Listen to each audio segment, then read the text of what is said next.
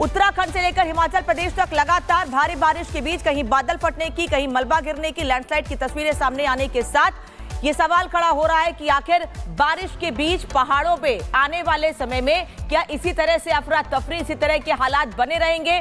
हिमाचल में बादल फटा है, शिमला में बादल फटा है, बादल फाड़ तबाही, ये तस्वीर इस वक्त आपको दिखा रहे हैं, लेकिन अभी तक कोई जान माल के नुकसान की खबर नहीं है। इस बादल फटने के बाद जान माल के नुकसान की खबर नहीं है। बता दें आपको कि उत्तराखंड समेत हिमाचल बल्कि कई मैदानी इलाके भी हैं जहां पर भारी बारिश हो रही है, जिसके चलते लगातार लोगों की परेशानियां बढ़ती जा रही हैं। अब आपको यह तस्वीर दिखाने जा रही हूं किन्नौर की। शिमला के बाद ये किन्नौर की तस्वीर आप देख रहे हैं। ये जो इलाका है यहाँ पर आपको बहुत ज्यादा घर नहीं दिख रहे होंगे, लेकिन अगर ये तबाही और ज्यादा होती तो थोड़ी दूरी पर यहाँ जो घर है वहां पर नुकसान पहुंच सकता था। लेकिन इस बीच जैसे ही बादल फटा उसके तुरंत बाद वहां पर स्थिति को सामान्य करने के प्रयास भी किए जाने लगे। देखिए गाड़ियां कैसे पानी में बह रही हैं। कुछ यही तस्वीर करीब 10 से 12 दिन पहले उत्तरकाशी में भी सामने आई थी। और अब शिमला की तस्वीर इस वक्त आप देख रहे हैं, किन्नौर की तस्वीर आपको दिखा रहे हैं, जहां भारी बारिश के चलते तबाही की तस्वीरें सामने आ रही हैं। शिमला और किन्नौर के बाद किन्नौर की एक और तस्वीर आपको दिखाती हूँ। इस तस्वीर को भी देखिए आप, कैसे इसमें बड़ी बड़ी गाड़ियां बहती हुई नजर आ रही हैं। और इसके साथ ही साथ अगर ये जो नदी है, यहाँ जो पानी है, इसका बहाव बढ़ता है, यहाँ जलस्तर बढ़ता है तो तबाही बढ़ सकती है। इसीलिए जो आसपास के इलाके हैं, अभी यहाँ पर भले ही रिहायशी इलाका ना हो, लेकिन जो आसपास के दूसरे इलाके हैं जहाँ पर लोग रहते हैं, अगर वहां तक ये पानी पहुंचता है तो नुकसान ज्यादा हो सकता है। इसी को देखते हुए उस इलाके को पहले ही खाली करा लिया गया है। साथ ही ये तस्वीर आपको दिखा रही हूँ कि कैसे ड्रोन से भी नजर रखी जा रही है कि कहीं बादल फाड़ तबाही के बीच ऐसे हालात ना बने हो किसी जगह पर जहां तक प्रशासन की नजर ना पहुंच पा रही हो। इसीलिए अब ड्रोन से नजर रख के भी ये देखा जा रहा है कि कहां तक इस बादल फाड़ तबाही ने, इस बादल फाड़ स्थिति ने तबाही मचाई है। और आने वाले समय में, जैसा कि हम पहले भी आपको लगातार बता रहे हैं कि मौसम विभाग की ओर से पहाड़ समेत मैदानों में भी भारी बारिश की चेतावनी जारी की गई है। वहीं दूसरी ओर ड्रोन से खाना भी पहुंचाया जा रहा है। जैसा कि मैंने पहले भी आपको बताया कि भले ही जहां पर ये बादल फटा हो उस जगह पर रिहायशी इलाका ना हो, लेकिन उससे थोड़ी दूरी पर रिहायशी इलाका है, वहां पर लोग फंसे हुए हैं, वहां से संपर्क कट गया है। यही वजह है कि अब ड्रोन से लोगों तक मदद पहुंचाई जा रही है। लेकिन बहुत बड़ी संख्या है लोगों की, ड्रोन के जरिए कब तक और कितनी मदद पहुंचाई जाएगी, ये सबसे बड़ा सवाल है। ये तस्वीरें आप दो देख रहे हैं इस वक्त किन्नौर की ही, कि कैसे प्रशासन अपने तरफ से कोशिश कर रहा है कि लोगों तक राहत पहुंचाई जाए, लोगों तक खाना पहुंचाया जाए, लोगों को वहां से निकाला जा सके।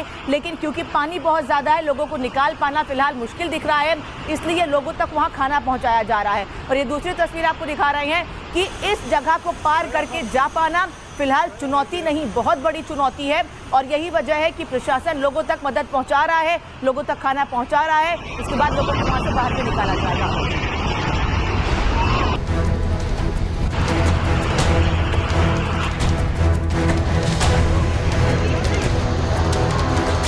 पहाड़ों पर बादल फट रहे हैं, ऐसा लग रहा है जैसे कयामत आ गई है। कुल्लू, किन्नौर, शिमला से लेकर चमोली तक हर ओर सिर्फ तबाही का मंजर है। बादल ऐसे फटे कि नदियां उफान मारने लगी, पहाड़ दरकने लगे और घर, सड़क, जिंदगी सब कुछ बहाव में बहता नजर आया। कुल्लू में पूरा इलाका मलबे में तब्दील है, किन्नौर में बहते सैलाब का शोर है, शिमला में बारिश ने सड़कों को दरिया में बदल दिया है और उत्तराखंड के चमोली में तो पहाड़ दरकने से लोगों की सांसें थम गई है। सबसे पहले कुल्लू की तस्वीर देखिए। कुल्लू में आसमान फटा और कुछ ही पलों में जिंदगी बेबस होती चली गई। पहाड़ फटते ही नदियां अपने सबसे खतरनाक और रौद्र रूप में आ गई है। सैलाब का ऐसा उफान कि खेत, सड़क सब बहने लगा। पत्थर, मलबा और तेज बहाव इतनी रफ्तार से आया कि लोगों की जिंदगी ही खतरे में पड़ गई। पुल टूटा, गाड़ियां बह गई और रास्ते बंद हो गए। फ्लैश फ्लड की तेज धारा अपने साथ मिट्टी और पेड़ों को बहाते हुए हर ओर बर्बादी का निशान छोड़ रही है। अब शिमला की तस्वीर देखिए, जहां बादल फटने के बाद हालात बेकाबू हो चुके हैं। रामपुर के गानवी और श्रीखंड बागेपुल इलाकों में पानी और मलबे का ऐसा सैलाब उतरा कि कई घर पलक झपकते ही बह गए। लोगों को अपना सब कुछ छोड़कर जान बचाने के लिए भागना पड़ा। भारी बारिश ने शहर के दिल में बसे बस स्टैंड और आसपास की दुकानों को चकनाचूर कर दिया। लाखों का सामान मलबे में तब्दील हो चुका है। किन्नौर में भी बादल फाड़ तबाही देखने को मिली। पहाड़ों से गर्जना के साथ पानी का सैलाब उतर आया। होजिस नाले में ऐसा उफान आया कि रास्ते, खेत, पेड़ सब बह गए। तेज बहाव की रफ्तार इतनी थी कि सामने आया हर ढांचा चंद सेकंड में मलबे में तब्दील हो गया। सबसे बड़ा झटका तब लगा जब बाढ़ ने सीधा CPWD का पूरा शिविर बहा दिया। हालात इतने खतरनाक हैं कि इलाके में सिर्फ चिल्लाने की आवाज और बहते पानी का शोर है। हिमाचल में जहां बादल फाड़ तबाही है तो वहीं उत्तराखंड में पहाड़ तोड़ तबाही है। चमोली की तस्वीरें देखिए, कैसे कुदरत का कहर देखने को मिला है। बद्रीनाथ राष्ट्रीय राजमार्ग पर पागल नाला के पास पहाड़ दरकने लगा। मूसलाधार बारिश और पहाड़ों के मलबे ने मिलकर सड़क को पूरी तरीके से बंद कर दिया है। गाड़ियों की आवाजाही पूरी तरीके से ठप हो चुकी है। तो हिमाचल और उत्तराखंड में जमकर तबाही हो रही है, त्राहिमाम मचा हुआ है। प्रशासन लगातार चेतावनी दे रहा है कि लोग जोखिम भरे रास्तों पर जाने की कोशिश भी न करें। Bureau report, Republic Bharat. और हिमाचल के बाद उत्तराखंड के उत्तरकाशी की तस्वीर आपको दिखाते हैं, जहां 12 दिन पहले तबाही मची थी। धराली में झील के बढ़ते जलस्तर के बीच एनडीआरएफ, एसडीआरएफ की टीम राहत बचाव काम में जुटी हुई है। एनडीआरएफ की टीम एक तरफ तो झील की गहराई नाप रही है, तो दूसरी तरफ झील के किनारे डेड बॉडी की तलाश भी की जा रही है।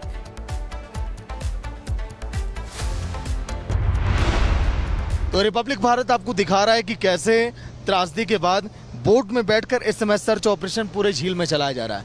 देखिए इस समय इस एक बोट में हम खड़े हुए हैं, लेकिन इसके साथ ही उधर जो दूसरी बोट यहाँ पर चलाई जा रही है, अभिषेक उधर भी जूम करिए, पूरे इस झील के देखिए यहाँ पर मैपिंग की जा रही है, कहाँ पर डेड बॉडी है, लगातार इसकी भी तलाश की जा रही है।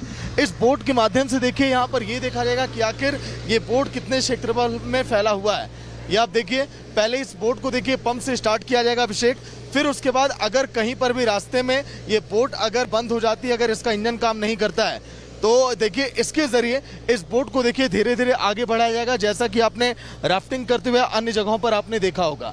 तो ऐसे में पूरे झील की मैपिंग करना एनडीआरएफ की टीम जो यहाँ पर लगी हुई है, एसडीआरएफ की टीम जो लगी हुई है, एक बड़ी चुनौती है। क्योंकि उम्मीद ये भी जताई जा रही है कि आसपास जो इलाके हैं, जो यहाँ पर घने देखिए जंगल हैं, पेड़ पौधे हैं, वहाँ पर भी अगर कोई डेड बॉडी फंसी है तो एनडीआरएफ की टीम अपने सर्च ऑपरेशन में उसको भी यहाँ पर लेकर आएगी। आगे जो मैं आपको दूर देखिए नज़ारा दिखाऊं, अभिषेक उधर जूम करिए, जहां पर कहा जा रहा है कि झील का पानी जिधर ब्लास्ट करवाकर आगे बढ़ाया जाएगा, वो भी तस्वीर आप देख सकते हैं। ऐसे में इस मैपिंग के बाद आखिर झील का पानी कितना गहरा है, कहां तक इसकी पहुंच हो सकती है, ये सब कुछ यहां पर देखिए दिखाया जाएगा। सामने आप देख पा रहे होंगे उस बोट को भी जो एनडीआरएफ की हमारी करीब आ रही है, ऐसे ही ये भी बोट अब आगे बढ़ेगी रिपब्लिक भारत, जिसमें इस समय बैठा हुआ है। तो ऐसे में कई कठिन चुनौतियों से अब हमारी रेस्क्यू टीमों को पार पाना है, जिसमें ये टीम लगातार जुटी हुई है। अब देखना काफी अहम होगा कि आखिर कब तक रेस्क्यू ऑपरेशन का दौर अब पूरा होता है और सफलता हाथ लगती है हमारी रेस्क्यू की टीमों को। विजय अभिषेक जो लगातार इन तस्वीरों को आपको दिखा रहे हैं, रिपब्लिक भारत हर पल की अपडेट आपको ग्राउंड जीरो से दे रहा है। और धराली से सागर इस वक्त हमारे साथ जुड़ रहे हैं। सागर, हम आपकी रिपोर्ट देख रहे थे कि किस तरह से झील के बीच भी, साथ ही वहां पर भी जहां पानी बहुत भरा है, लोगों को निकालने के साथ ही अब डेड बॉडीज को तलाशने का काम किया जा रहा है। 10 दिन से ऊपर का वक्त हो गया है। अब प्रशासन क्या कह रहा है, कितना और वक्त लग सकता है आने वाले समय में, और झील को लेकर क्या कहना है प्रशासन का? देखिए बिल्कुल, अगर हम बात करें तो अनामिका लगातार रेस्क्यू ऑपरेशन का दौर तो जारी है, लेकिन इस समय रिपब्लिक भारत जहां पर खड़ा है, ये वो इलाका है जो झील के बनने के बाद अब रेड जोन में है। ये देखिए जो तमाम मैं आपको होटल दिखा रहा हूं, बैंक दिखा रहा हूं, ये वो पूरा विलेज है हर्षिल का, जहां पर देखिए कई सारे होटल और यहीं पर बगल में आर्मी कैंप भी तबाह हुआ था। इसीलिए इस बार हमने यहाँ की तस्वीरें दिखाई, क्योंकि धराली की एक एक तस्वीरें दर्शकों तक तो हमने पहुंचाई, लेकिन अगर झील अगर वाकई में खतरनाक साबित हुआ तो किन इलाकों को प्रभावित कर सकता है, रिपब्लिक भारत वो तस्वीरें दिखा रहा है। आप देखिए ये जो झील की लहरें हैं कैसे मिट्टी को काट रही हैं, जो यहाँ पर आसपास के तमाम देखिए जो होटल हैं ये इसकी जद में आ सकते हैं। इसीलिए यहाँ पर एसडीआरएफ की तमाम टीमें लगाई गई हैं। पूरी रात यहाँ पर टॉर्च लेकर और स्पीकर लेकर टीमें तैनात रही, ताकि अगर हर्षिल में ये पानी अगर तबाही मचाता है झील का, तो कैसे उन लोगों को आगाह किया जाए, सचेत किया जाए।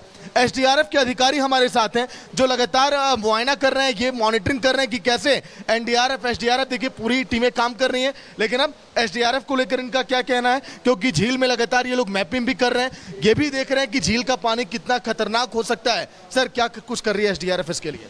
इसके लिए हम लोग ने लगातार झील की मॉनिटरिंग कर रहे हैं कि उसकी डेप्थ कितनी है। कल हम लगातार बोट से मॉनिटरिंग करते रहे, डेप्थ उसकी नापते रहे, कहीं पे 11 फुट है, कहीं पे 12 फुट है, कितना उसमें सिल्ट है हम लोग मॉनिटर कर रहे हैं। और सेकेंडली हम लोग ये भी मॉनिटर कर रहे हैं कि वाटर फ्लो कितना बढ़ता जा रहा है। जैसे कल रोज़ शाम को करीबन 2-3 बजे के बाद वाटर लेवल थोड़ा सा बढ़ जाता है। कल रात से लगातार बारिश हो रही है तो उससे भी वाटर लेवल अभी बढ़ा हुआ है। हालांकि हर्षिल को अभी बहुत ज़्यादा कोई खतरा नहीं है। उस खतरे को हम और मिनिमाइज़ करने के लिए जो एक फ़ैन बन गया था सैंड का, उसको हम लगातार काटते जा रहे हैं और हम वाटर की ही इंटेंसिटी, वाटर की ही जो पोटेंशियल एनर्जी है उसी को हम यूज़ कर रहे हैं डिब्रीज को वॉश आउट करने के लिए। हम लगातार उसमें छोटी छोटी स्ट्रीम्स, गलियाँ बना रहे हैं बीच में और उसको मेन स्ट्रीम से कनेक्ट कर रहे हैं। फिर फाइनली जब पानी थोड़ा बढ़ रहा है तो मेन स्ट्रीम से वो कनेक्ट होने के लिए सारी डेब्रीज को वॉश आउट कर रहा है, जिससे हमारा चैनल चौड़ा होता जा रहा है। जितना हमारा चैनल चौड़ा होता रहेगा उतनी ही वाटर की जो एनर्जी है वो कम होती रहेगी और हर्षिल को जो वाटर हिट कर रहा है कोने में उसकी इंटेंसिटी कम होती रहेगी। सेकेंडली जितना ज़्यादा पानी निकलेगा झील से उतना ही वाटर लेवल डाउन होगा और हमारी रोड खुलने के उतने ही ज़्यादा चांसेस बनते रहेंगे। लेकिन सर जो हम इस समय बोट हम चला रहे हैं इस झील के अंदर, कई जगहों पर देखिए सर मलबा एकत्रित है। मलबा एकत्रित होने के बाद सर बोट अगर वहां पर फंस गई तो सर उसके लिए क्या करेंगे आप लोग? नहीं, हम लोग एक्चुअली क्या है, हम लोग कोने कोनों में इस समय नहीं जा रहे हैं। हम लोग बीच का सेक्शन देख रहे हैं।